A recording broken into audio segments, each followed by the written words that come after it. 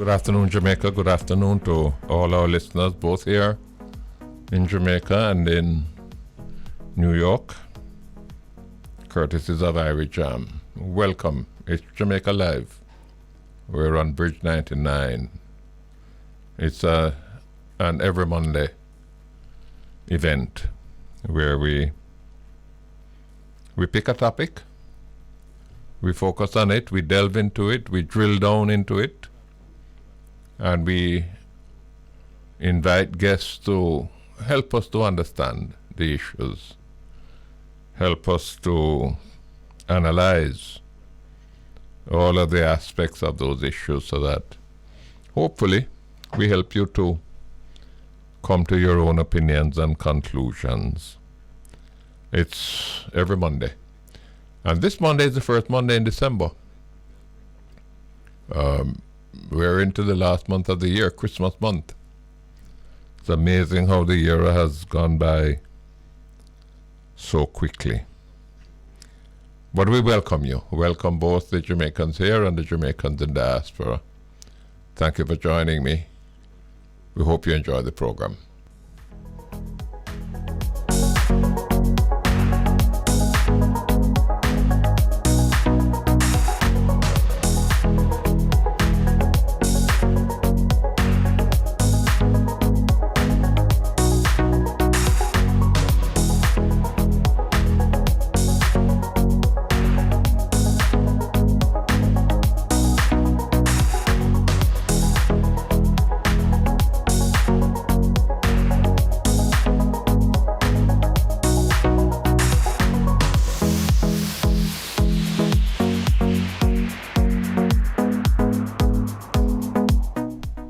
You know, crime in Jamaica continues to dominate the news and dominate the fears and concerns of many Jamaicans. There's hardly a day that you pick up the newspapers or listen to newscasts and you're not hit with reports of killings and shootings. Over 1,400 persons have been murdered in Jamaica since the start of this year. We're almost certain to end the year with over 1,500 murders because the average daily rate of murders in Jamaica is more than four per day. Our murder rate is 7 times the world average. The world average is 6 per 100,000. We are about 44 per 100,000. Does that make it a crisis?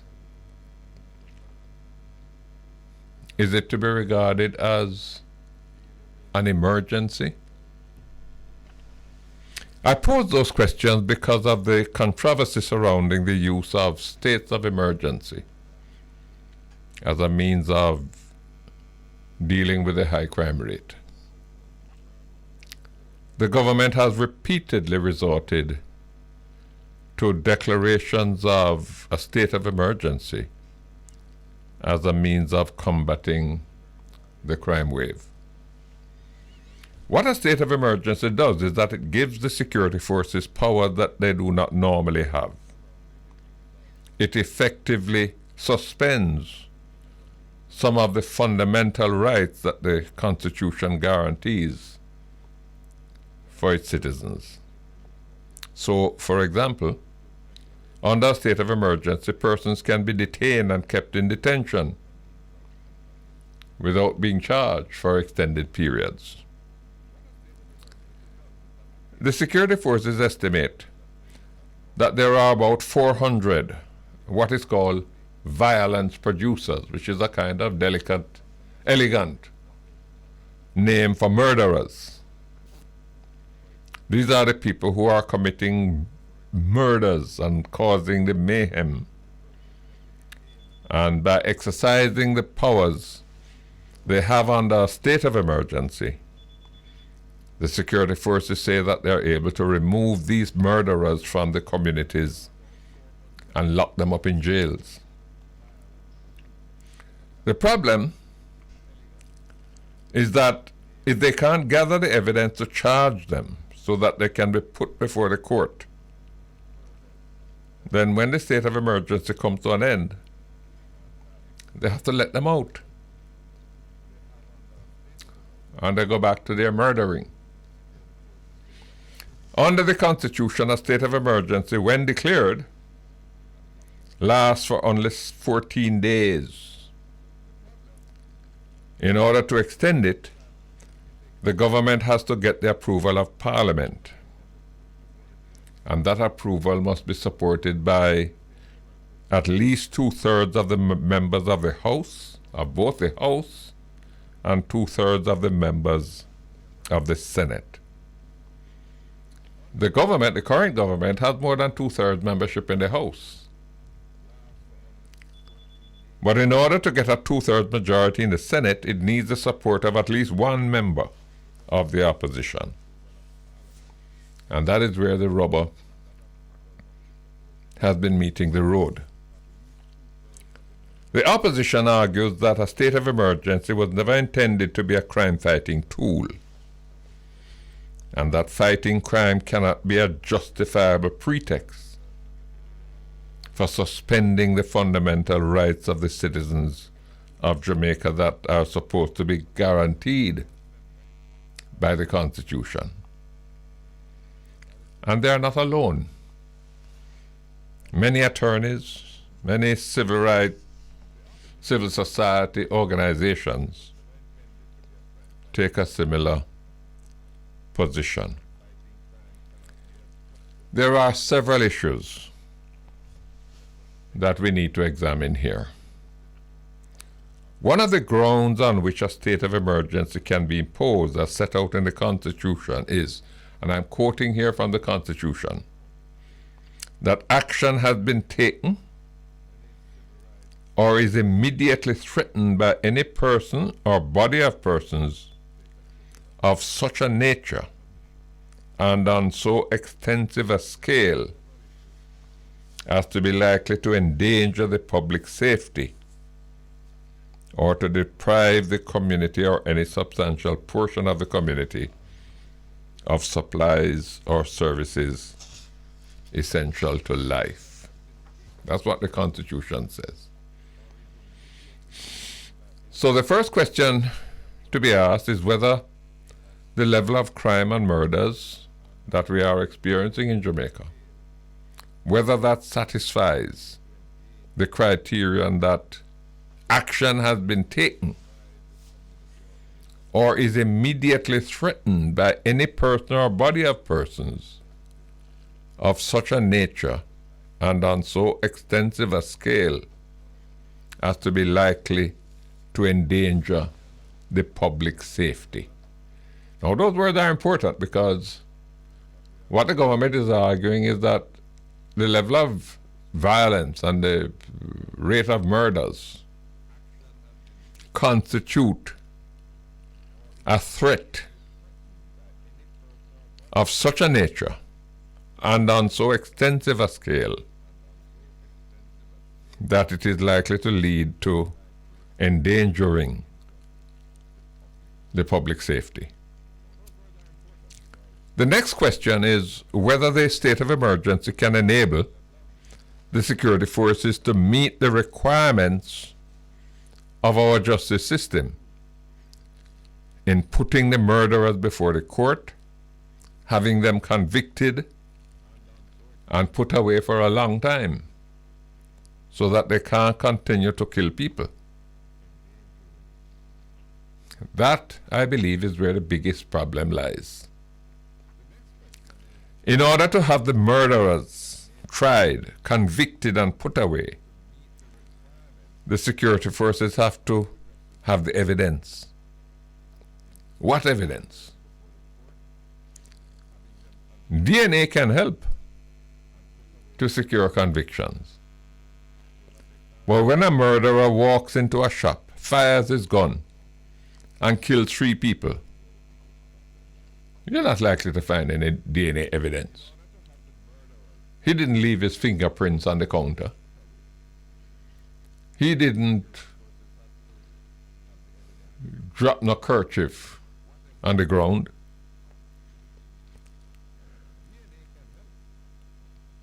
It's a problem. So the police have to rely on eyewitnesses, people who were there, people who saw when the gunman come into the shop and when him fire the gun. And those eyewitnesses must be prepared to not only give information to the police, but they have to give written statements, signed written statements. And on top of that, they are going to have to come to court and testify and undergo hostile cross-examination from defense lawyers.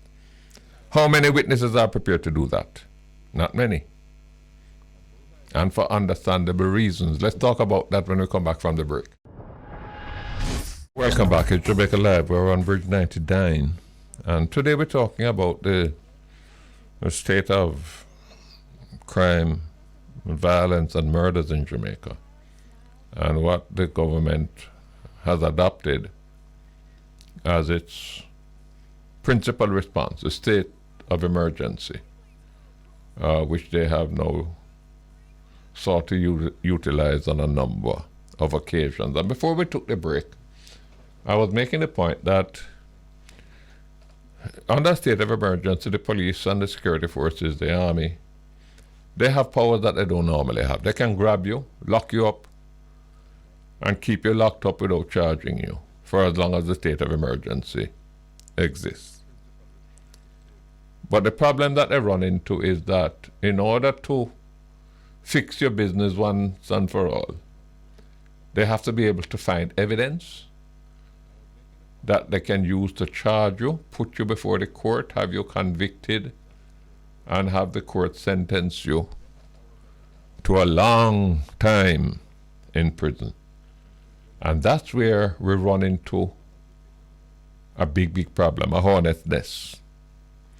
I have spoken to a number of police investigators who tell me that in many of the murder cases, they know who committed the murder. People on the ground, when they get there, people on the ground who witnessed the murders tell them who it was that fired the gun. But when they say to them, come with me down to the station and give a statement, they are told, no sir, me not give no statement. And can you blame them? We have seen reports of many eyewitnesses who went as far as giving statements, and they end up being killed before going to court to testify. So what is the police to do? They have a witness protection program, but how effective can that be? The police can't put 2-3 bodyguards at the home of every witness. There will be nobody left on the no more policemen left on the streets.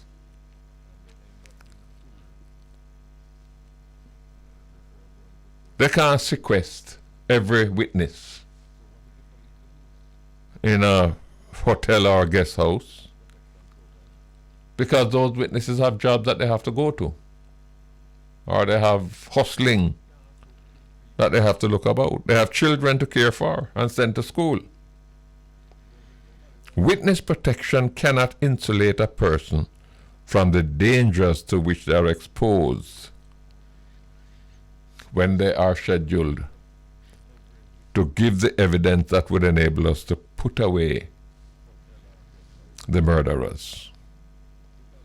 So we come back to the state of emergency. I would love to see some figures as to how many of the 400 violence producers, as they call them, how many of them are detained during a state of emergency, and how many of them the police were able to charge with the kind of evidence that could secure conviction and sentencing. For if all the state of emergency enables them to do is to lock up the murderers for 2 weeks, and then they are forced to let them out, all it really does is to enforce on them, the murderers, a 2-week vacation, at the end of which they go back to the murdering. One of the arguments against the repeated or extended use of the state of emergency is that it loses its effectiveness. A state of emergency is supposed to shock and awe, have a stunning effect, disrupt everyday existence. But when it is used frequently or for extended periods, it loses that shock and awe effect.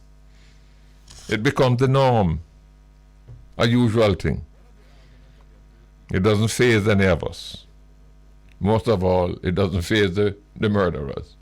So you get up and you hear on the news that the government has declared a state of emergency, and you don't pay no mind, because you hear that so often.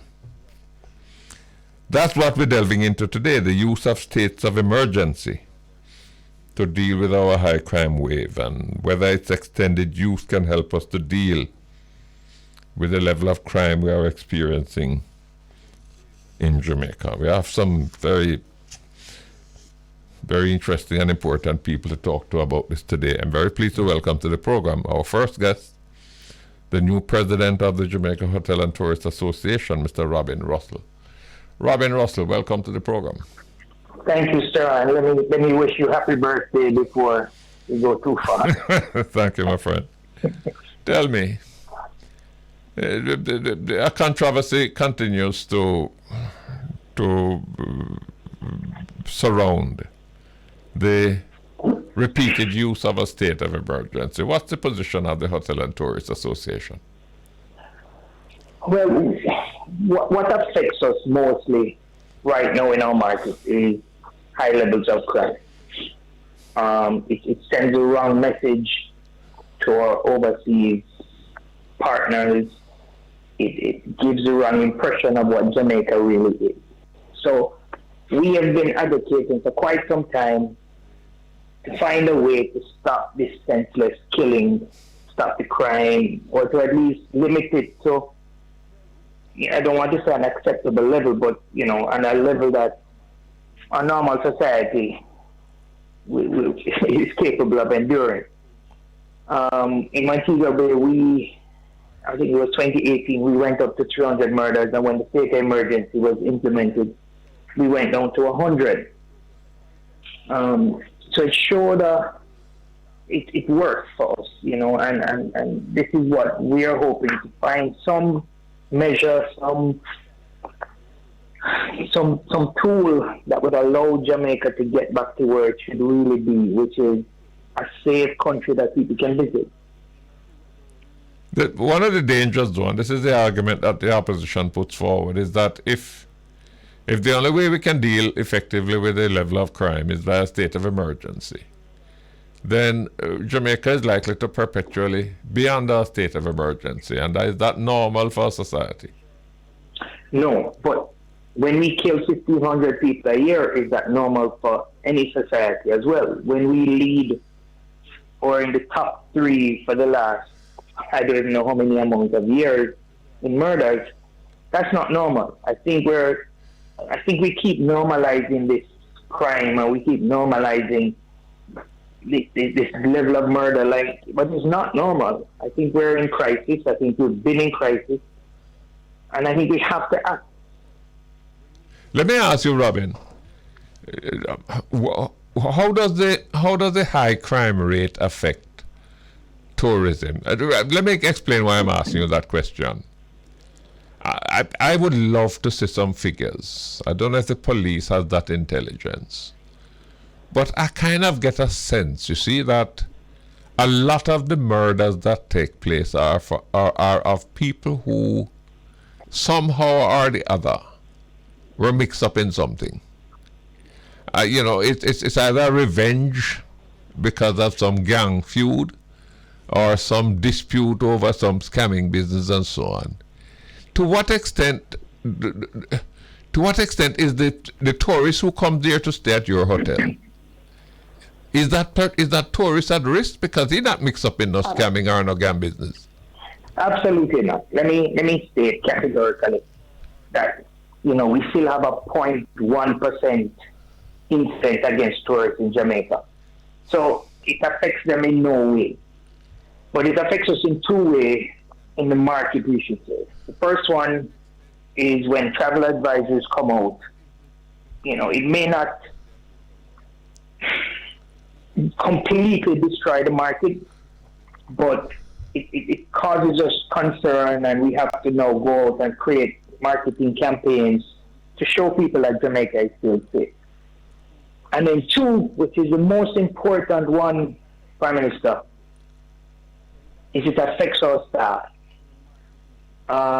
When people sleep on their beds, when their children are exposed to levels of violence, when they themselves are exposed to level of violence, they're not 100%. They come to work, they're broken when their neighbors have been shot, when they're stressed out. They're stressed out. When they can't go in late at night because they're shooting in their communities and they have to sleep either at the hotel or downtown. They're stressed out. And these are things that happen to our people who live in these communities. Tell me, do the states of emergency, when they are imposed, do they inconvenience tourism? No. The only inconvenience that we face, and we've had good relations with the police, is sometimes the checkpoints are a little longer than should be. Are those checkpoints completely effective? That's a different argument. But sometimes, you'll be in a checkpoint for half hour, you might be, you have to leave out a little earlier for your flight. But overall, no. My staff, we especially in the Montego Bay area, I can speak to, we've been told, well, I can say entire tourism belt, we've made sure that our workers have letters of employment or IDs, and they travel freely, and yet to hear of a hotel worker or anybody that has been detained or held for any questioning for any extended period of time because they've been traveling with IDs. Do your guests express any fears or concerns to you? Are they afraid to leave your hotel to go on the street and roam around? No. But this is where the travel advisories play a role. When you get a travel advisory from your government, you become wary. So yes, I'm going to Jamaica, but we heard through the embassy that, traveling to these areas or traveling outside the hotel is unsafe, and they question whether they should go. You have to now create a campaign. Yes, it's safe to go to Margaritaville or go to Pier 1, or you can go on the hip strip, and you have to create this campaign now.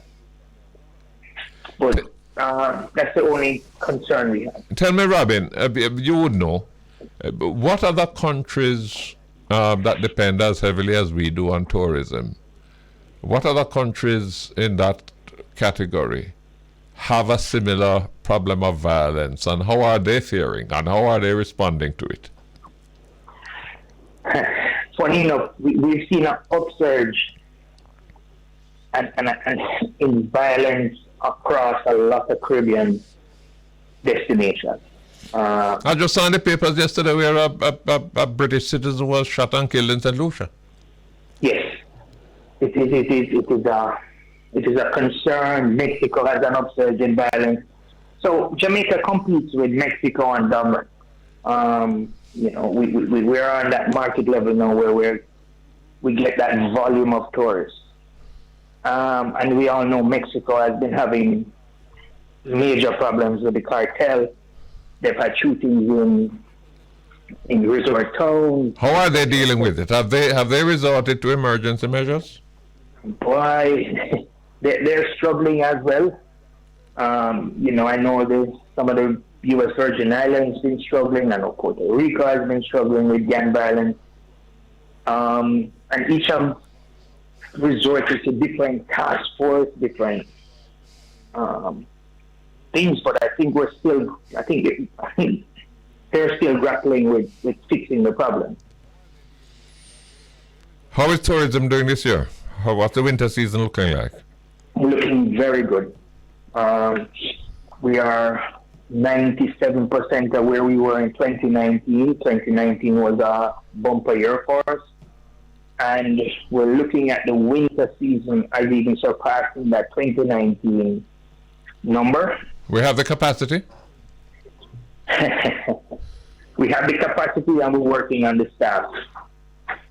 So I think, we have more flights coming in now. All our hotels are back up running. So I think we are going to have a very good season. Well, that's good to hear. And that in spite of all the problems we're having with violence. In spite of all the problems. If we didn't have these problems, we could literally put 50% on our room rates. We could really drive this market. I think what really gets affected with these things, Mr. Goling, is the small man. Where as other resorts that you see are very safe, persons go out, persons experiencing, I still think that persons are a little fearful when they go out. I still see resorts being a little fearful for their tourists when they come.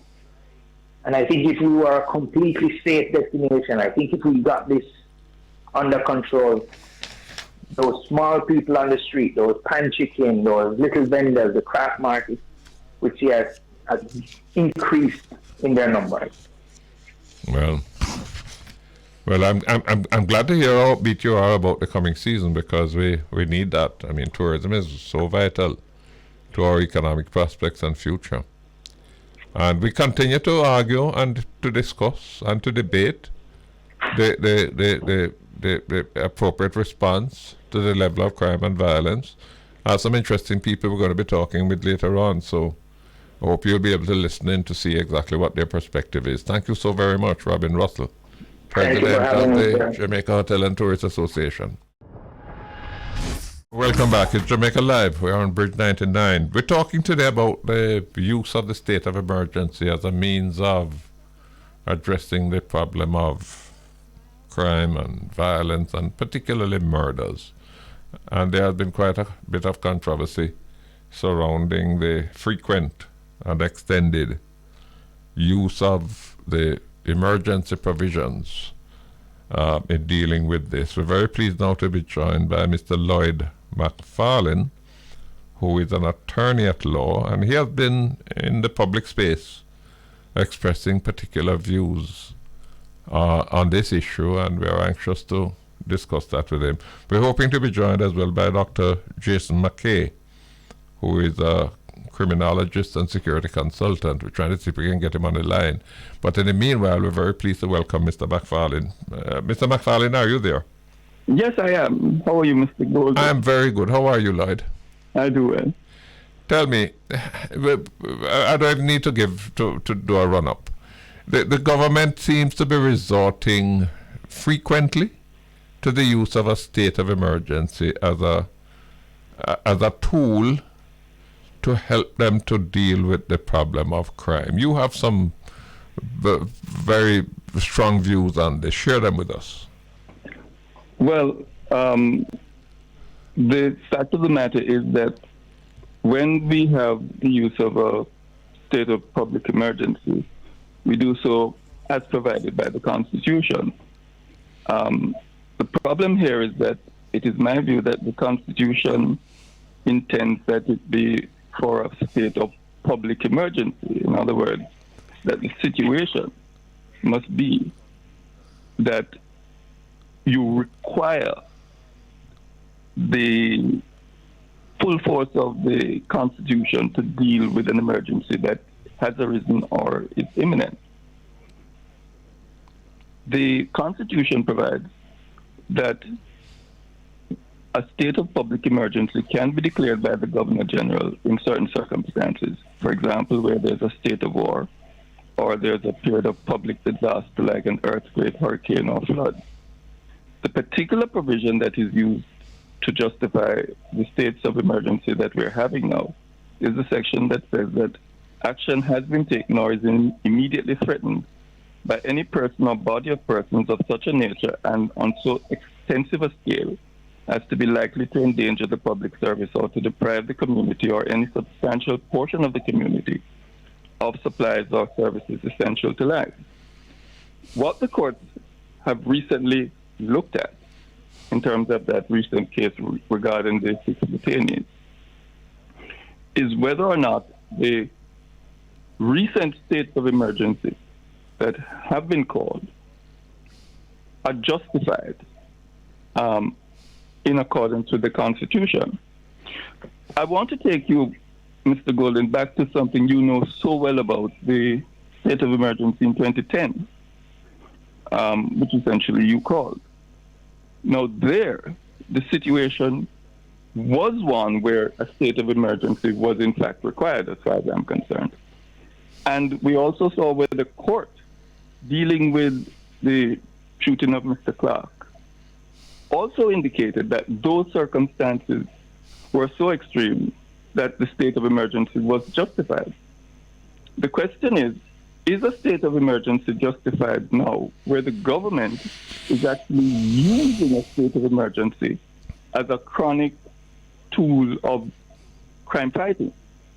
That it is not just a question of a state of emergency now, but they are determined to detain persons under a state of emergency so that they can suppress the criminal action. The problem is, of course, that you can't just go around detaining persons like that because people have rights. And those rights were provided by the very Charter of Rights that you again were responsible for having put into action. The Charter of Rights, of course, protects people from detention of a certain sort unless it is reasonably justifiable. And the court recently found that in relation to the 6 detainees that came before them, it was not justified in accordance with the Constitution. Lloyd, nonetheless, Mr. Golden, the government recently called another state of emergency, even though that matter is under appeal, without waiting to have the matter fully clarified by our courts as to what circumstances they can truly call a state of emergency. Yes. I want to explore that with you, but if you don't mind, I want to bring into the discussion Dr. Jason McKay, who is a security consultant criminologist. Jason, are you there? Hi, how are you doing? I'm here. Yeah. Let me raise this with you, Lloyd and Jason. An argument that I've heard repeatedly is that the government is making a mistake by using a state of emergency as a crime-fighting tool. I have a difficulty with that assertion because let us say that there was an Ebola outbreak in Jamaica, and you know how devastating that can be. The government would be entitled under Section 2C of the emergency section of the Charter of Rights to declare a state of emergency. But then a state of emergency can be a public health tool. What a state of emergency does is that it gives you powers to apply, to exercise the measures that are necessary to deal with an Ebola outbreak. If that means detaining people so that you prevent the spread of the infection and so on. So I really want to find out. I have a difficulty with the frequent use of a state of emergency, because a state of emergency is supposed to shock and awe you.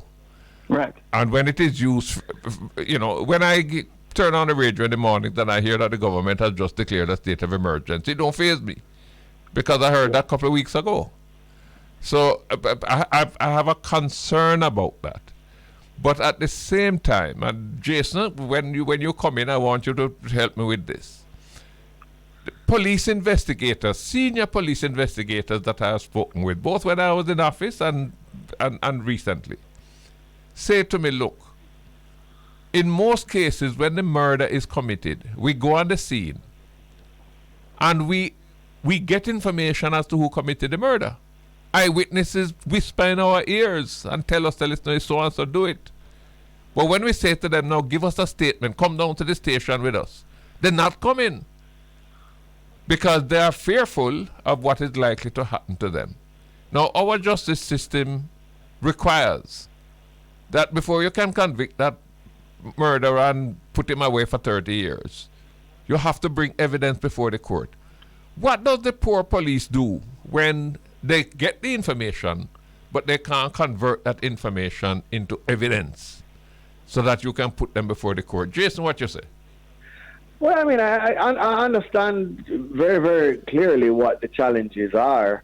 But I mean, what's really the question? What can they do is very little, because unless you create an environment where people can be protected and still live in their community, then it's very hard for them to become witnesses against people in the community. And then there's, with the capacity of the police force being thousands short, the ability to have the type of presence that could offer you that is almost impossible. And yes, the witness protection program is available, but not a lot of people want to end life as they know it, to become a witness by going into protection in some system somewhere else in the country, especially when the victims, majority of the time, are criminals themselves. So they're going to say, well, if this guy's a gunman and he's killed by a gunman, why should I upend my life and go and live somewhere in rural Jamaica or wherever, or in another country, to become a witness against a gunman who killed a gunman? So that doesn't help either, you know. Lloyd, the whole victimology analysis of it is a problem too. Lloyd, what does the police do? How do they overcome that problem? Well, because if they can't get the evidence, they can't go to court. All right. Here's the thing about this, because this is not a new problem. The fact of the matter is that if we believe in the rule of law, which we all do, then we don't have a difficulty with the position that people have a right to be tried and evidence must be presented before you find them guilty. It's really a simple position. Because, let us be frank, the police go out there, somebody tells them that such and such has done it. It doesn't mean it's true. And that is why they have to go through with this now and get whatever evidence they can get to support the position. Unfortunately, Bruce, there have been times, and I've actually had the cases, where because of the frustration of not being able to get the persons to come forward as witnesses, a policeman or two has lied to say, I saw the man. And fortunately, when we go to trial, it is shown that it is a lie. What I must also point out to you, however, is that a long time ago, when your colleague K.D. Knight was minister, they changed the laws to allow the police, once they had a statement, if the witness was fearful of coming forward, or if the witness could not be found after reasonable search, or if the witness had died, they could actually seek to have the statement itself admitted as evidence against the person charged. So this is not something that you find in most countries. But you have to get the statement first. Yes, you have to get the statement first. But you have to get something. And that statement has to be signed, no? It has to be signed in front of the police officer. But the important thing is that it is a sworn to document. What do you say? What do you say, Lloyd and Jason? What do you say to those hawks, and there are many around, who say, "Well, look at the Philippines. During the time that Duterte was president of the Philippines, the crime rate went down by 68%. But in the process, the security forces there killed almost 5,000 people, and vigilante groups that were sanctioned by the government killed over 23,000 people. But their crime rate is down. Is that the price that poor Jamaica will have to pay?" Well, here's the thing. There are people who are always willing to pay a price. I've heard business leaders talking about there are certain rights that they're willing to give up in order to deal with crime. The problem is that when you look carefully at the rights they're willing to give up, it's not freedom of speech, it is arbitrary detention. And the fact of the matter is that in the end, it is other people's rights that they're willing to give up. When you have a situation like in the Philippines, where in fact the security forces go out and essentially kill people with immunity, that can't be good for any society. Yes, there's a nice payoff that the crime rate is reduced, but it is obviously too high a price to pay when it is your children, your relatives who are being killed, and in many, many, many cases where they are innocent people. We certainly don't want that. I acknowledge, however, Bruce, that where the police act strongly in relation to dealing with criminality, you will always have this fall off. We've seen it. I remember the time when there was a Green Bay killing where security officers were supposed to have shot alleged gunmen at Green Bay. Right after that, you had a truce, and if you examine the figures, the crime rate went down. Again, when the security forces had to go in strong under the state of emergency in 2010 in Tivoli, and several persons died, look again at our figures. The rate of murders, etc., went down. So yes, there will always be a correlation between strong action and the rate of murders going down. But a society that believes in the rule of law must find a way to have strong action within the rights of our Constitution. Jason. Yep. You are closer to the numbers than I am. I get a feel, but tell me whether or not it is misguided. When I read the reports of murders that have taken place, I'm left with a sense that the person that was murdered, there was a motive, no? And the motive has to do with some dispute or some involvement, whether it is a domestic something or whether it is a scamming something. What I'm trying to get to is, should I feel unsafe if I'm walking around in Granville or in Flankers or in Waterhouse? Should I feel that, boy, I'm likely to be murdered? Or is it the people who are somehow mixed up in some kind of something that are at risk? Well, all right. Well, let me break it down for you. People are killed during robberies as well. Not as much people as are killed during gang disputes, but people are killed during robberies. You're in a high risk situation if you're walking through Granville or Waterhouse to be robbed, and that may result in murder if depending on where you take it the most of the time. The possibility of you being killed is significantly less. On the study I had done some years ago, the Portmore homicide study, was 168 times more likely to die if you're a gang member of homicide than if you're a regular citizen of Portmore. So to a large degree, you, the regular citizen, are not at an incredible risk of dying from dying in a murder situation. You are very likely to be robbed, though. So the statistic which Jamaicans need to look on more is the robbery statistic, not the murder statistic, if they're determining their own safety. But as a country, though, you simply can't have murder rates that we have and expect it not to impact our investments, our tourism, or even our humanity and our image on the world stage. So, yes, the 8 out of 10 victims, I would say, are linked to gangs, are definitively involved in a gang conflict of one way or another. I think, fine, therefore that lowers the risk for the regular guy. That we agree on. I still think that we have to do all we can do to prevent it. It's really important that we do. And if it means states of emergency that give the police special powers of remand, then I totally agree with it. Tell me something now. Let us say, Jason, you were the assistant commissioner in charge of Area 1, and you have to deal with the high level of murders taking place down there.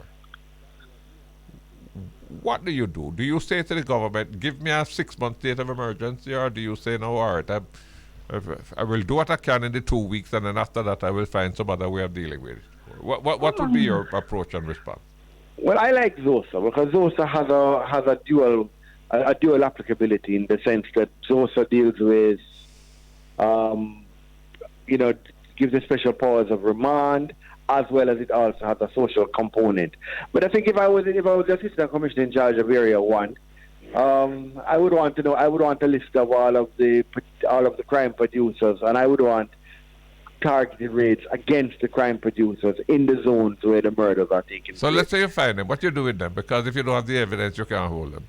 Yeah, but there's some science that has been conducted in several studies that show if you raid their homes often enough, there is a residual effect of for example, if you conduct raids in Shelter Rock on Monday, there is at least a 72 hours residual effect where you won't have a homicide, and that is at the most mildest impacted raid. If you do it, I have seen where a raid will have a residual effect of at least a week as it relates to homicides.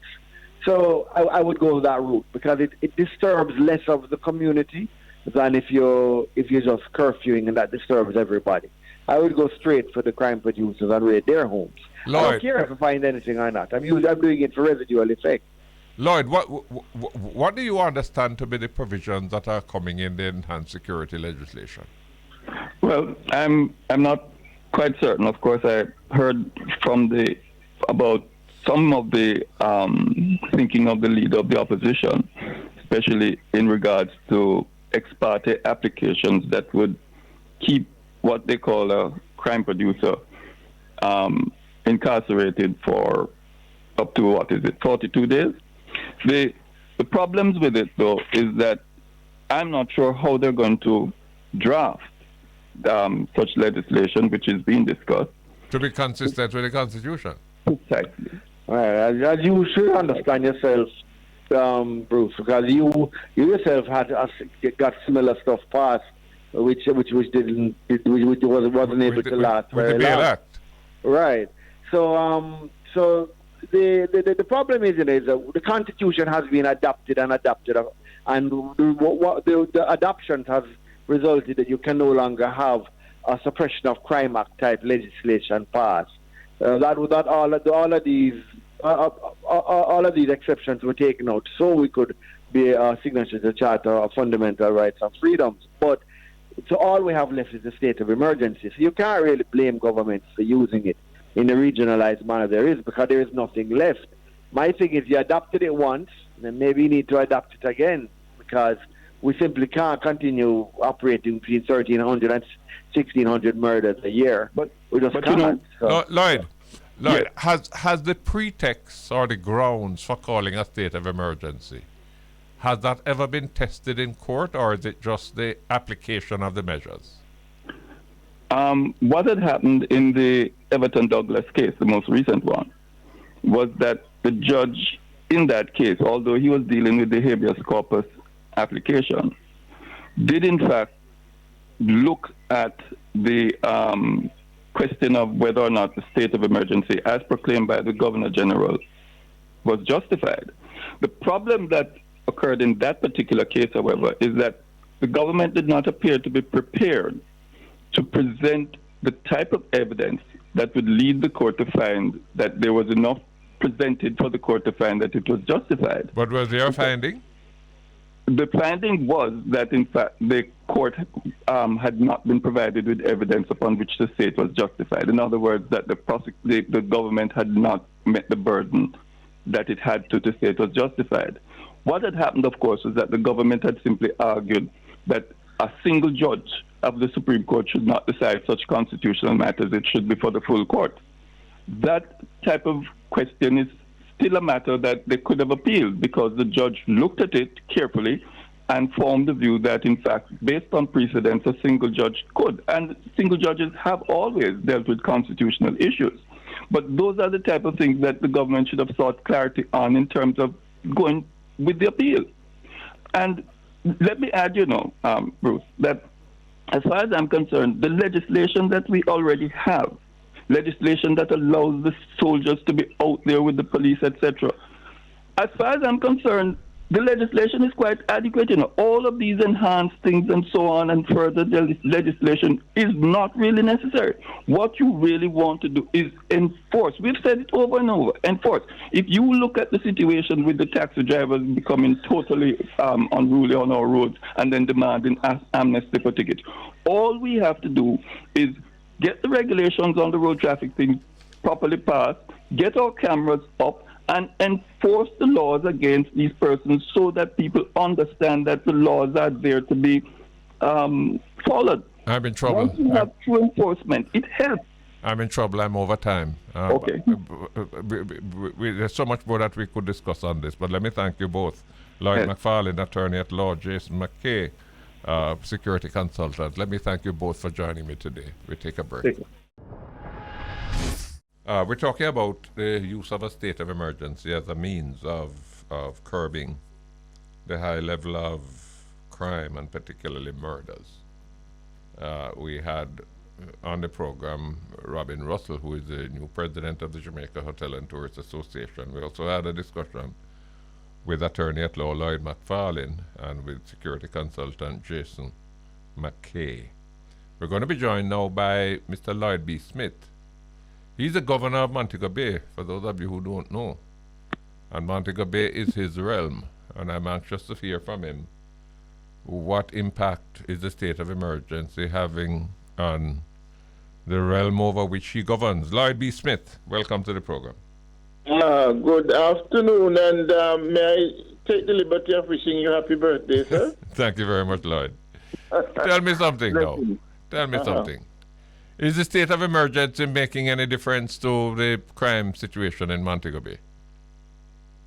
Well, if we are talking about the one that just ended, there was some amount of lull in criminal activities, but it's difficult to come up with an overall assessment because of the fact that there's no question that the World Cup would have somehow affected the level of criminal activity, in that many of these miscreants would have taken to their television sets to and get caught up with that particular sporting activity. Outside of that, over a period of time, yes, we have seen where there tends to be some amount of decrease in the number of murders. But Lloyd, tell me, the gunman in Montego Bay, he not get used to the state of emergency business? They don't cause him to sneeze anymore. That's where I'm coming to now, that you know, human beings, after a while, if you do the same thing over and over again, it becomes par for the course, and it no longer has that shock effect. I remember many years ago, in my younger years, if I heard of a state of emergency, it was, it was something out of this world. Well, I remember in the 1976 state of emergency, people were trembling. Yes. Now it's business as usual, and I think it has lost its shock attack effect, what we would refer to as the shock and awe effect. That has definitely gone. And part of the problem, is that if that is the most extreme, the most severe tool that you have in your toolbox, when you use that and people get used to it, you don't have nothing to threaten them with anymore. Absolutely, and that has been one of my concerns, that the consistent use of it has dulled its overall effectiveness, and it is perhaps outlived its usefulness at this point in time. Well, let me explore with you some reasoning, and I've heard both the Commissioner of Police and the Security Minister, Dr. Chang, allude to this. The security forces claim that they know who the gunmen are, They get information. Yes. The problem that they have is that they cannot convert that information into evidence, because the people who give them the information not signing no statement, not coming on no station to give no statement, And worst of all, not going to no court to go sit down in a witness box to give evidence. So they have the information. The information says that, yes, the man who fired the gun is this boy Lloyd B. Smith. When a state of emergency is declared, they can go to Lloyd B. Smith yard and grab him up and lock him up. And they don't have to charge him. Now, the state of emergency can only last for 2 weeks unless Parliament, including the opposition, supports its extension. So if it's only 2 weeks, I lock you up for 2 weeks. If the opposition agrees to support an extension for 30 days or for 45 days, whatever, then I can keep you locked up for 45 days. And I'm hoping that during that 45 days, the situation will cool down to the point where somebody will be prepared to come forward and say, yes, Lloyd B. Smith is the gunman, and sign a statement. But if that doesn't happen, whether the state of emergency only lasts for 2 weeks or whether it lasts for 6 months, at the end of the state of emergency, they have to let you go. Absolutely, and this is what has been happening over and over again. My own take on it, Bruce, is that we have to use more scientific methodologies, forensic, DNA, and also more intense surveillance, so that when you impose a state of emergency, you should have gathered sufficient evidence and intelligence to at least be able to arrest somebody and charge that person. But if you have that intelligence and evidence, you don't need a state of emergency. You're just caught in the area and go grab him up. Yes, so it seems to me that the police are failing in that aspect of it. And let us not fool ourselves. Lloyd, is it the police failing or is it we, the citizens? Because the police can't go to court unless we, the citizens, give them something to go to court with. Yes, Bruce, but there's also the big elephant in the room is the trust factor.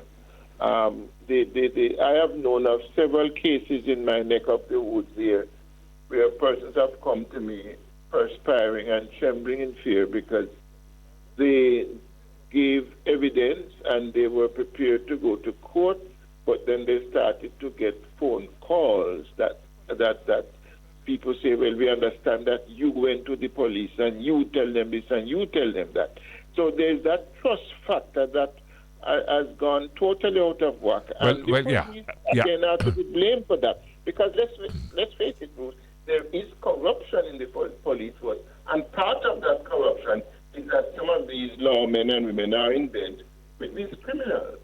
Well, I grant you that. I grant you that. But let us say that one of your employees at Western Mirror or a household employee of yours witnessed a murder and they are persuaded to give a statement and to prepare themselves to go to court and give evidence. How does that employee, Lloyd, go back home, whether they live in Flankers or they live in Mount Salem or Granville? How do they go back home and feel safe? Exactly, and the other aspect to all of this is that we have a very creaky, unreliable witness protection program. But you can't protect witnesses. No. This witness protection business is a joke, you know. It's a waste of time. Yeah. I mean, if I work at your paper, and you put me on a witness program, I have to report to work. Yes. I can't expect you to pay me while I'm stuck away somewhere on a witness program. I have to report to work. So what are they going to do? Yeah. Is the police going to be able to send 2 policemen to sit down outside the Western Mirror door for the time that I'm there working? It can't work. It's not going to. They have to send their children to school. Mm-hmm. The gunmen have got to a stage where sometimes they don't bother try and get you, then just try and get one of your children them to send a message to you. Listen, I remember I was told by one victim because they had moved in on him and killed his uncle, who had nothing to do with anything. But they said if you can't catch Squawk, you catch him shirt. And the instructions I get that were given by the gunman was that kill everybody in the yard up to the dog, don't save nobody.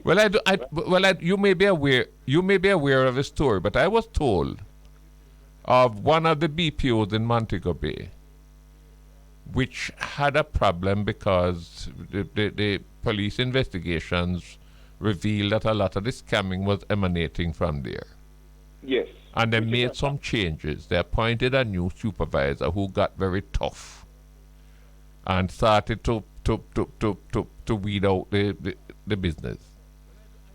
And I'm told that she got a call one time, you better come home right away.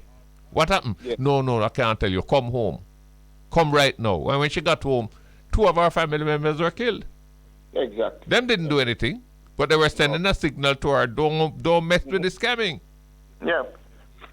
So when we talk about witness protection, it can't be just the witness alone. It's the immediate family of the victim. And But then we wouldn't have the police on the road. Everybody would have to be protecting witnesses somewhere. Yeah, but this is where, Bruce, I may sound far-fetched in my proposal, but I think we need international help, because when we look at the states, for example, in their witness protection program, well, they have a large country. So somebody, say in Idaho, can be sent to New Mexico or somewhere else to stay there until the trial comes about. And they can provide the financial support them in the meanwhile. And they get financial support, and their family, if the immediate family would perhaps be with them and that sort of thing. Yeah, but we can't do that. That's a lot of money.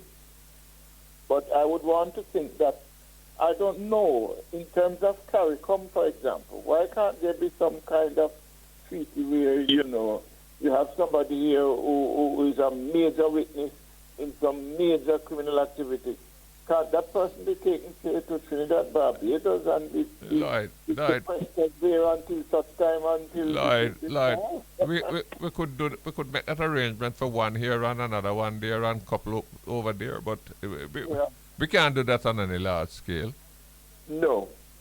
And then part of the other problem now is we do not have swift justice. These trials and deliberations in the court take so long, which further put the witnesses at risk, And I tell you something too. The trial by jury is another problem, because a lot of people don't want to do jury trial, become a juror, because again they too would either be corrupted or be threatened.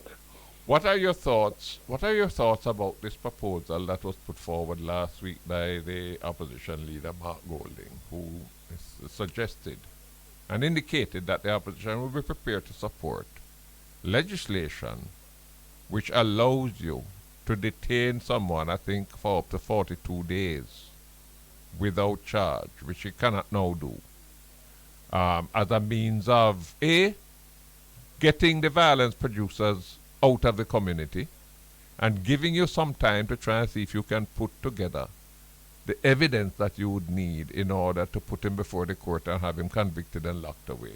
I thought it was a very interesting proposal, which suggests that the government and the opposition may be able to find common ground somewhere. Yes, I like the idea, and I tell you why. The SOE is more a case of net fishing, where you corral just about everybody. The innocent, everybody is corralled and taken into custody. This now is the opposite. It's spear fishing, where you deliberately move in undone Tom, who is known to be a major violence producer and a criminal, done whatever you want to call it, and keep him there as long as it's possible. And you do all your due diligence, to ensure that you have enough when you go to court to have an airtight. So I like that idea, quite frankly. I don't know why you're sounding somewhat distorted. I'm hardly hearing you. Are you hearing me, Lloyd? Yes, I'm hearing you. I may have moved away slightly from my phone. Much better now. Much better. Yes. Another question I wanted to ask you is a question I put to Robin Russell when I had him on. Does the average person in Montego Bay feel unsafe? Reason why I asked that question, is because it seems to me that a lot of the murder victims were somehow, whether wittingly or unwittingly, connected. Either they're involved in some gang dispute, or they're involved in some sharing of spoils, or maybe not. Maybe they are simply the brother or the sister or the son or the mother or the girlfriend or the boyfriend of somebody who is involved. But if I come to Montego Bay, I'm not into no scamming, Lloyd. You know me, I don't scam. So if I come to Montego Bay and I'm walking up and down, unless I happen to be in the wrong place at the wrong time, am I at risk? I would want to think to some extent, yes, because there is also the aspect of collateral damage, one. Number two, these people sometimes, the way they operate, some of these criminals operate, you have what is called this business of paying people to kill. A lot of that is going on. And sometimes the mistaken identity, you might be driving a vehicle that is similar to the one that they were told that the person drives. And so they come upon you and shoot to kill, not realizing that you are not the person. And we have had several instances like that. Even people at home who have been killed who were innocent, but the gunman, usually the gunman may even be paid and he's not necessarily from the area. We have had some of them coming from as far as Kingston and Spanish Town, and they are given, a list of who to go and who to get. But sometimes when they come into the area, they do not do enough intelligence gathering, and so very often sometimes they kill the wrong person. Your own interaction with our visitors, what is their mindset? Are they fearful? Yes, God, they're scared. But what happens, remember that we have the all-inclusive. And so for the most part, the tourists are not exposed that much in terms of the criminal activity. I saw, for example, where, if we may go across to Falmouth, where the world's largest cruise ship came into port, I think last week, and it was only a tiny fraction of the passengers that came off, and the feedback I was getting is that many of them were scared to venture out from the ship. So there is that aspect to it. And historically we know that the all-inclusive was deliberately established to counter harassment and ultimately to protect the visitor from the possibility of being exposed to criminal activity. Are there many tourists walking the streets of Montego Bay as I used to see many years ago? No, if you see a tourist walking in Montego Bay now, you are likely to think that the person is mad. Oh? Or he's one of those, freaky types. No, so you don't get much of that. How do the craft vendors and so on manage? They are in penury. They are hardly getting any business, And there was a time, for example, when you recall, there was the city center building which housed many. You're getting distorted again. They all left that area now because again of the crime situation. So Montego Bay and whole downtown, and I would hasten to say, I had discussions once with Ed Bartlett, the Minister of Tourism.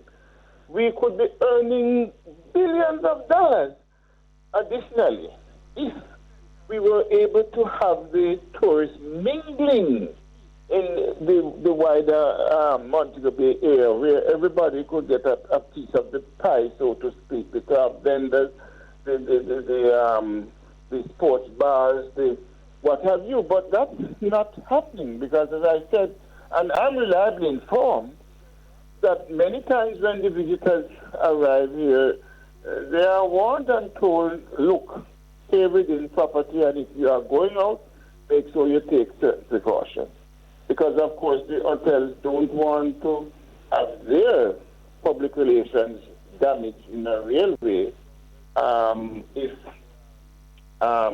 something to that to one of their guests. Robin tells me, however, that he's looking forward to a bumper season this year. That's your sense too? Yes, there will be, I think, a bumper season. The U.S. economy is doing very well. So too is Canada. And let's remind ourselves that we are just coming out of 2 years of COVID when people were locked up and almost imprisoned in their homes because of the virus. So you are going to see an upsurge, and yes, there's every likelihood that we will see increased numbers of visitors. The sad truth, though, is that increase could even be more extensive, maybe fivefold, if we did not have the specter of crime plaguing the society. So finally, what's your take? Is it that I was asked by a journalist last week whether I would support a change in the Constitution to remove this 2/3 requirement for extending the state of emergency, and I told him absolutely not, because that provision was put in based on the bitter experiences we have had with the misuse and abuse of states of emergency. But what I suggested was a kind of compromise. Maybe 2 weeks is too short for an initial period. Maybe we should extend that to 30 days. What's your view? I would definitely not support any removal of that 2/3 majority situation, because we need to have those checks and balances. And, let's not fool ourselves. What if this were on the other foot, so to speak? No, I wouldn't support that. On the other hand, I would support an extension, maybe into the 14 days. The 14 days of the start. But then I suspect that originally when this state of emergency was conceived, it was to have created a sort of, sudden shock to get things back to normal. Nobody, I think, at that time would have contemplated that we would have such a pervasive criminal activity all over the country. The scamming, generated scamming, prostitution, what have you. So all of that needs to be revisited. But I do believe in the final analysis that the police need greater resources to fight crime in terms of forensics, in terms of using the technology and relying less on just witness evidence, because that in itself is a challenge. But we have seen in other jurisdictions where other methodologies have been used to connect the dots and to be able to nab a criminal. Yes. Why can't we go that route, get the necessary help, get the necessary resources, and move in that direction, train our police force properly, and also at the same time root out the corrupt ones. And I also believe that the commissioner of police should be more of a crime czar, and not one that is just appointed by the government or the Prime Minister, although it doesn't happen that way. We are told that there's a commission. But I do believe that we need to see a little bit more separation between the police commissioner and the politics, because there's a sort of gray area there that doesn't make a lot of us as Jamaicans feel comfortable. Lloyd, we're out of time. It's always a pleasure. Always good to talk to you on this program. Thank you so much. And you have a wonderful day, so take care. All right. Lloyd B. Smith, editor of the Western Mirror, talking to us from Montego Bay. I gather we can link with New York now, can we? Beauregard. Not paying me no attention today.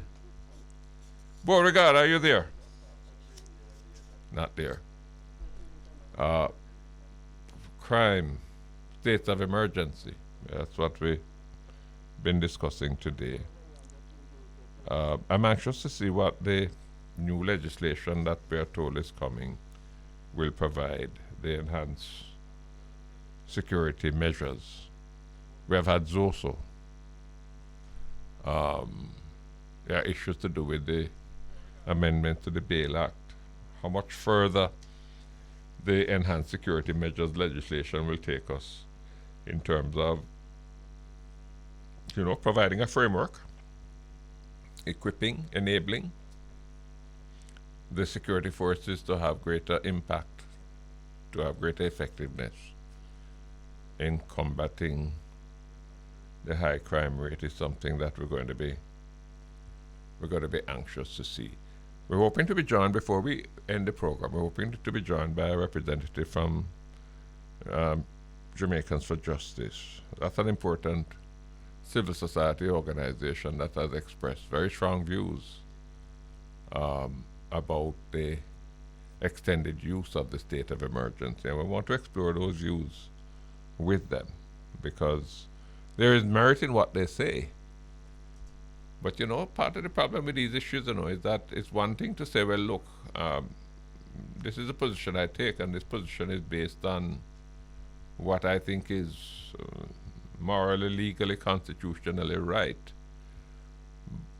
But if that still leaves a major problem that has to be dealt with, there has to be some accommodation to say, now what, in other words, you can't simply say, no, don't extend the state of emergency, full stop, because then the question is going to rise that what, we must continue to live with 4 murders a day? And if that is not the way to reduce the 4 murders a day, what is the approach that should be taken? Let's take the break. When we come back, we hope to pick up that discussion. Welcome back. It's Jamaica Live. We're on Bridge 99. Today we're talking about the use of states of emergency as a means of tackling the crime rate. Beauregard, are you there? Good afternoon, Mr. Golden. Why are you hiding from me today? No, nothing like that, sir. What's happening in New York now? New York, all right, we'll warm up a little bit, 46 degrees today. It should get warmer by tomorrow, about 10 more degrees warmer than today. Yeah, you call 46 degrees warm up? Yeah, for this time of the year, we know we're expecting worse as the year progresses, so we'll see what happens. But we're watching a few things here in the United States, especially the elections that are taking place. You and I talk 2 different temperature languages, I know you said that if you see weather like that in Jamaica, then you know something definitely wrong. No, man, if the temperature in Jamaica drop below 70, we declare a state of emergency. Right. And we shut down the schools and shut down JUTC and tell everybody must stay home because... But what would that mean, though, if the temperature ever dropped to those degrees in Jamaica? People get cold. No, I'm kidding, but I mean there are places in Jamaica, like up in Coleyville in Manchester, okay, where it can get down to the 50s in January, February at night. Wow. Yes. But it normally comes back up into the high 60s in the days, I've heard some of those stories, yes. Yeah. All eyes are on the election tomorrow. Yes, the Georgia runoff tomorrow between Warnock and Walker. Yeah, the projections that I've been seeing over the last 2-3 days suggest that they're saying Warnock should be home, no? Yes, that's what it's saying right now. By about 4 points or something like that. Yeah. Yeah. Quite frankly, if I had a vote there, I wouldn't have to think twice in terms of where I cast my vote. Well, a lot of people are looking at Walker as another Trump. Yeah. Apart from that, it's just that if your pipe leak in a carpenter can't help you fix it, or a shoemaker, you need a plumber. Right. I saw something on the news this morning before I left home. That in some state, where is it? North Carolina. Some people go shoot up some power station and 40,000 people are out of power. Where is that? Yes, and the temperatures down there are very cold right now, and they're saying that it's not possible for them to get back power before Thursday or Friday. But what happened? I didn't know you could have just shoot up a power station and shut it down. Well, they're saying that the person that did it knew exactly what they were looking for, and they're calling it a terrorist attack, or a domestic terrorist attack at least. So they're looking into it. The FBI has gotten involved, and it's a big situation. I wonder whether it is there was a strategic motive or whether it's just a weirdo. We'll have to wait and see what the investigation determines. It could be a weirdo, could be just some, kids playing around, whatever the case may be. But of course they knew. But it's more the than one destruction. plant. More than one plant they hit, no? No, it was one plant, but it was two of the boxes, whatever they hit. It was two of them at the same plant. Yeah. Yeah. Boy. Other than that, everybody is watching the World Cups. A few teams secured their positions in the Elite Eight already. Netherlands, Argentina, France, England, and Croatia just beat Japan.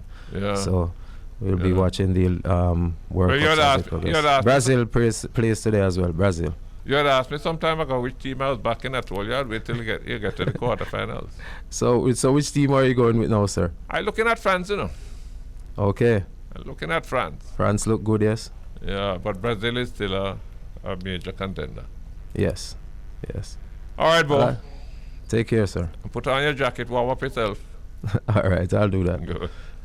Beauregard talk to us from Mary Jam in New York. We're talking about the use of the state of emergency as a response to the crime wave. We're very pleased now to be joined by Miss Mikel Jackson. She's the Executive Director of Jamaicans for Justice, and she has been out front expressing very strong views against the extended use, and we want to explore those views with her. Ms. Jackson, welcome to the program. Good morning. I can't contribute at all to the football conversation. I'm happy that we're limiting our conversation to the SOE. Which is your team? My son is rooting for Brazil, and Germany left, which was his other team. So that's what my household is rooting for. I follow you. Tell me now, the government is arguing that, look, the state of violence and murders in particular is such that normal standard policing measures can't deal with that. We need extra powers, and the Constitution does provide that in certain circumstances emergency powers can be employed. Those emergency powers will involve some suspension of the fundamental rights of the citizens. The Constitution envisaged that such circumstances might arise, which is why it made that provision. And the provision is not that it must only last for 14 days. The provision is that it can last for 14 days but can be extended if it has the support of two-thirds majority in both houses of Parliament, which would require the opposition support. You are opposed to any extension. Tell me why. Well, I like to start with JFJ is actually opposed to the state of public emergency being used in the way that it has been. And for us, we agree because it's very clearly written in the Constitution that state of public emergency can be utilized. The challenge that we're having is what do we call emergency as defined and outlined in the Constitution. And from our reading of the Constitution, it actually does not contemplate SOE being utilized as a routine crime-fighting measure. If we look at the wording of the regulations, the emergency powers regulations that govern the SOE, the only reference to what is an emergency is simply the declaration of the Governor General. It doesn't outline the actual emergency, which is what the Everton Douglas court ruling had mentioned, that based on Justice Morrison's reading of the Constitution, that he doesn't see where the government had actually contemplated what exactly is emergency beyond the Governor General's declaration. So that's the first starting point. Is the country under a lockdown? Our state institutions, can't we not access them? Is the court not able to function? So yes, the crime levels are high, but from our perspective, we do not see where it rises to the threshold of what an emergency is. So that is the starting point. But we also look at things in very practical terms as well. When you utilize the SOE, you detain persons without evidence enough to sustain a charge. And we have seen where Everton Douglas, for example, he was detained as long as 465 days. The government has assured us that you won't see those extended detentions. But notwithstanding that, after the detention is done, and you still do not have the evidence to sustain a charge, what happens? You have to release that person back into the society, and then we have a lawsuit coming to us that the taxpayers ultimately will be paying for. Because when you look at the statistics, because I'm guided by statistics here, and I go back to the Office of the Public Defender's report, 2020, and I think she did it for the 2018 SOEs. Of the 10,000 persons detained under the SOE, only 5% were only ever charged. So you get a sense that you're just detaining people for a short term, but you're not able to sustain any charges before the court. So what you have now are overworked police officers who perhaps will say, I'm demotivated because after all of this, I'm not seeing anything that will lead to a conviction. So what exactly is the expected outcome of the SOE, more than to say something is being done, and you perhaps will see a short time frame of a drop in the crime rate. But if we're utilizing this from 2018 and the crime rate is increasing, clearly the SOEs aren't working either. So from a place of practicality, there's nothing to suggest that this apparent campaign that is going on now, that SOE saves lives, there's nothing to suggest that it actually does beyond these announcements from those on social media. All right. Mikel, let me introduce myself to you. I am Corporal Bruce Golding, right? And I am working this particular community, which has had a long history of crime and violence.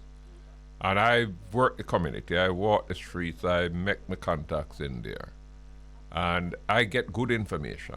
The information tell me that, see that boy there, his name Simon Robinson. Him is the man who shoot up the place. Him is the man who killed Mars Jabez. How you know it's him kill Mars Jabez? Me did that, sir. Me see him when him come in. And me have to hide. Now, my problem is that as a police officer, I don't need no powers. I can perhaps, with the assistance of a JP, go and I can arrest that man, that Simon Robinson, and bring him to the station. But in order for me to prepare a case and put it before the courts, I need evidence. I need to go persuade some people to come to the station with me, give a statement, and not only that, but to be prepared when the matter comes up in court, to be prepared to come and sit down outside the court and go back to the court several times when the matter is postponed to give evidence. There's no way I can get them to do that under ordinary circumstances. But if I'm able to keep that Simon Robinson in the lockup long enough, I might be able to persuade them to give me the statement and be prepared to come to court. Now, you're telling me no use the state of emergency. Well, if I don't use the state of emergency, Simon Robinson will continue to fire the gun out there and so on. I need something that gives me an opportunity to try to convert information and intelligence into evidence. And if you are telling me that I must do my work without that, I'm not going to be able to do that work. Let me take a break. When I come back, I want you to respond. Absolutely. Welcome back. It's Jamaica Live. We're on Bridge 99, as Beauregard just reminded you. Today we're talking about the use of states of emergency in response to the high level of crime. And we're talking with Ms. Mikel Jackson, who is the Executive Director of Jamaicans for Justice. They are opposed not just to the extension, which the government is seeking and didn't get, but also to the use of the state of emergency in the way that it has been used. Let me hear your response now, Mikel. You know, when you think about the matter of witnesses coming forward and the argument that has been made that you need to remove this person from the community to engage witnesses, I look at it in two ways. Now, when you look at the SOE and what it possibly leads to, I go to Central Village that happened just recently, where Teron Hewitt was shot by a soldier. And JFJ did its own canvassing in the communities. And as you can imagine, the trust levels that perhaps would have been built over the years, it has now dropped. When you have police and soldiers with rifles and checkpoints, it breeds for abuse. That abuse then now deepens the distrust and the mistrust between citizens and the soldiers. So that's one negative. So you're shooting yourself in the foot there because people will not be willing to come forward either way.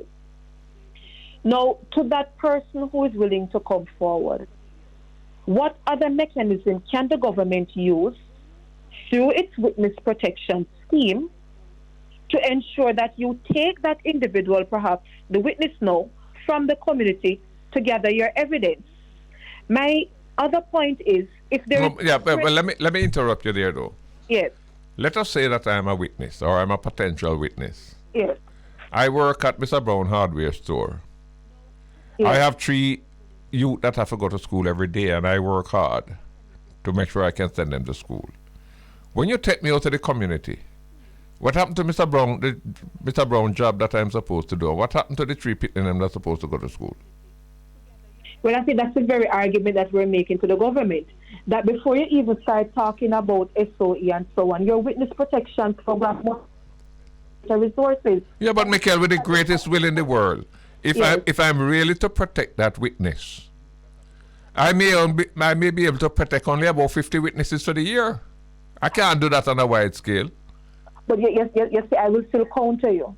When you take the so-called violence producer from the community, what will happen if it is that you still don't have enough to protect that person beyond them coming forward with the information? I'd have to look at my numbers, you know. I'd have to look at my numbers. In other words, yes. if I take in 100 violence producers and I'm able to secure evidence to charge and put before the courts, even 40 of them, I would say, well, it was worthwhile.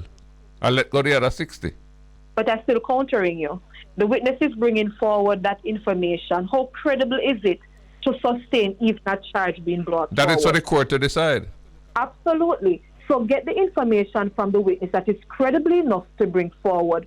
Do your intelligence-based policing and put forward a charge to that so-called... But Mikel, that witness is not going to give me that statement if the criminal is looking from next door to see when I'm talking to the police.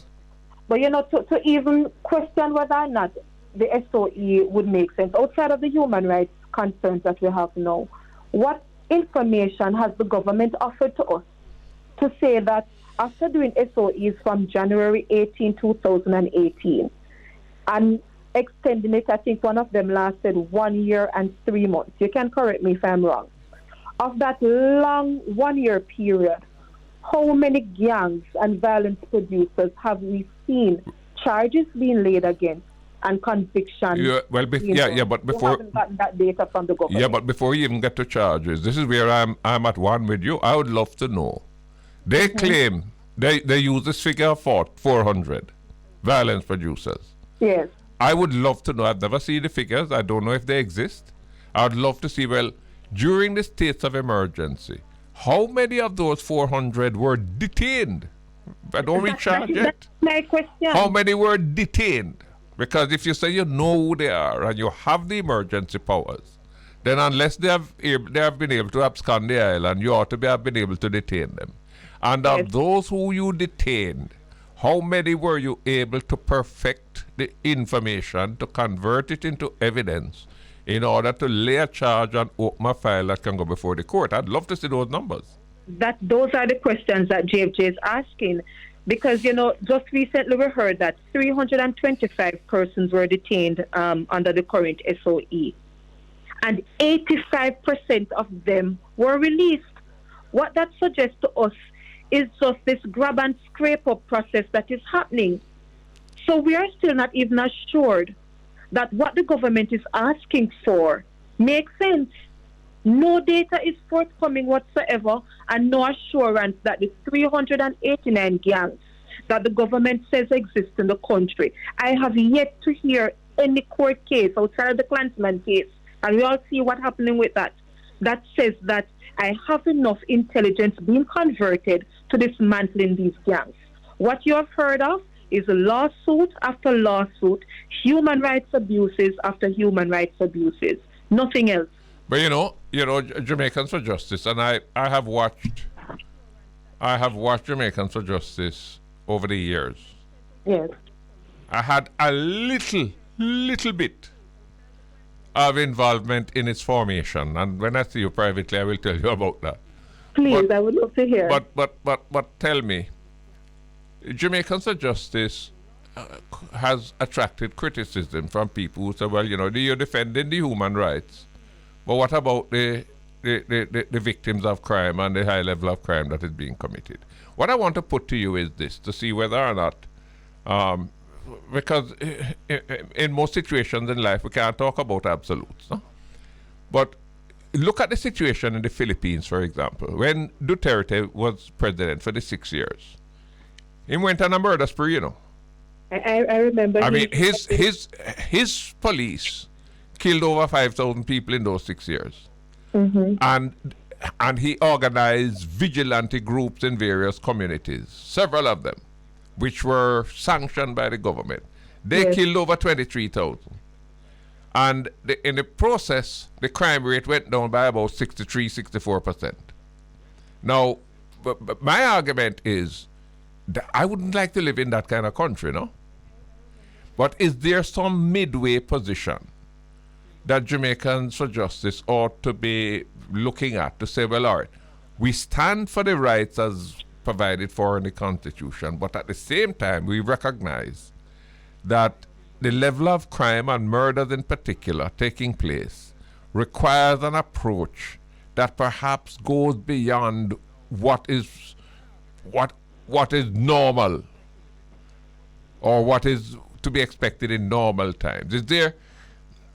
Can there be some halfway position? Can there be some compromise? I hate to ask you whether we should compromise on fundamental rights, but the fact of the matter is that 1,500 murders this year, suppose next year is 1,800 murders. When it comes to human rights, and you mentioned Philippines, we have a number of persons talking about what is happening in El Salvador and that Jamaica should somehow adopt those things. I always go to whose rights are we willing to sacrifice? Because in all of this, you perhaps will have an attorney to call based on our individual privileges here. But what about the persons who can't, who will likely be affected? Now, from our perspective, when you talk about compromise, you're compromising on the view that there will be some high levels of morality in Parliament when you give the executive that sort of power. What assurances will we have that they won't get drunk on that power and that the very fabric of our democracy will change as a result? None. You have no assurances. So, we're going down a slippery slope, in my estimation, when we talk about this militarization of the country and citizens. I won't say we're willing to give up our rights. I think we're willing to give up the rights of others. Because in our perspective, we're a law-abiding citizen, and I think we all know when people talk that I won't be the person who the police will say, go up in the truck. Yes. And I think we have to look at the social class implications of this. Because from JFJ's perspective, a number of the clients that we have, 95% of them are from poor inner city communities. We don't get anybody from Cherry Gardens and the uptown areas calling JFJ because they very well know the private attorneys. Tell me, let us leave the Constitution alone for the time being. Let us say we're not interfering with that. Ought we not to look at our criminal justice system to see whether or not that the requirements there are not so extreme that it gives the criminal a huge advantage? For example, and I think Lloyd McFarlane made the point earlier in the discussions, yes, that there was, I don't know if it was successful, but there was a move to amend the law at one stage to allow statements to be taken into evidence even if the person who gives the statement doesn't appear in court. Do we need an overhaul of the system when you are going to court and while you are in court to see whether or not we can make it a little less onerous for the police to charge and to pursue and for the prosecutors to secure a conviction? I'm not sure if we're talking about like in-camera hearings or that, because in-camera hearings, for example, it's allowed for children and rape victims. So you have a right to face your accused, certainly. But if there is a threat to life, I think there is some argument to be made that perhaps while the accused have the right to face their accuser, or while the victim has that right, I think it has to be a balance, if you will, where there's a threat to life. Perhaps the technology, Zoom, and so on is available. So I'm not saying getting rid of that process altogether, but it's a balance, a middle ground, I believe, when you contemplate safety and try to navigate that. But as you talk about the criminal justice system, that's another conversation or negative consequence that we have to look at. One of the reasons why I feel so strongly about it, Mikel. Yes. There was an incident in which I was involved, right? Yes. When I was MP for Central St. Catherine, there was a murder committed in the Homestead community. And when I heard about it, I rushed out there. And when I went there was one lady who saw what happened. And she spoke with me, barely in a whisper. The police came and so on, and the police did whatever they're supposed to do and so on. But this was the only eyewitness, right? And I spoke to the police. I told the police that this lady gave me this information. They said, well, I need a statement. I went and I persuaded her after much effort. And she only agreed to come and give a statement because she was one of my political agents. Yes. And I took her in my car myself, drove her to police station, sat there while she gave the statement and took her back home.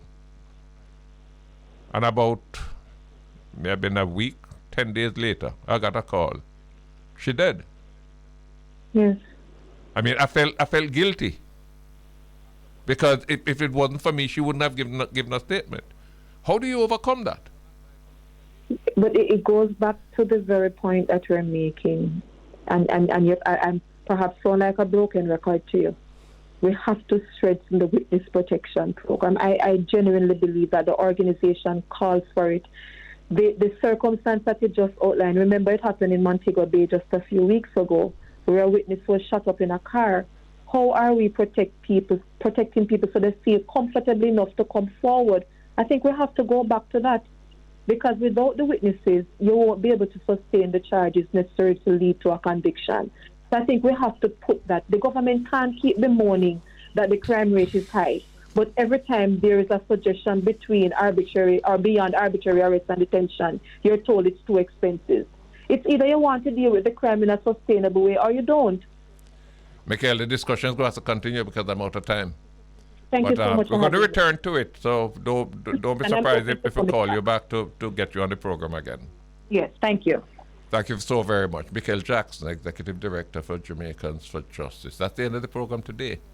We hope to be back next week, Monday. Do it all over again. Another topic, but same in-depth discussion to try to see if we can get a better understanding of the issues that affect us here in Jamaica. God bless you all. Have a good week.